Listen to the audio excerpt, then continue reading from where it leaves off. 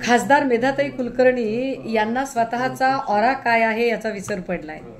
खरं तर राज्यसभेसारख्या अत्यंत विद्वत सभागृहाचं सदस्यत्व त्यांच्याकडे आहे, मात्र त्या अगदीच गल्ली बोळातल्या नाक्यावर उभं राहून एखाद्या कार्यकर्त्याने काम करावं अशा पद्धतीच्या त्यांच्या बालिश हरकती बघता आम्हाला सुद्धा दया येते।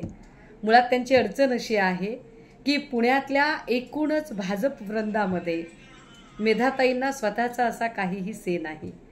त्यामुळे काहीतरी करून आपण प्रकाश झोतात आलो पाहिजे। मग अगदी त्याच वेळेला जर मुरलीधर मोहोळांचा भूखंडाचा विषय पुढे आला असेल तर मुरलीधर मोहोळांची मदतच करायला जाऊया। शनिवार वाड्याचा विषय जो मेधाताई ताणून धरत आहे, मुळात तो शनिवार वाड्याचा विषय नाही, तर तो केंद्रीय राज्य उड्डाण मंत्री मुरलीधर मोहोळ यांचा पाय जो खोलात जात आहे त्यांना मदत करण्यासाठी आणि जैन ट्रस्टच्या जमिनीचा विषय डायव्हर्ट करण्यासाठी जाणीवपूर्वक मेधाताई आत्ता हा सगळा आकांडतांडव करत आहेत। पण आमचं पुन्हा एकदा म्हणणं असेल की तुम्ही इकडचं तिकडचं काही बोलू नका।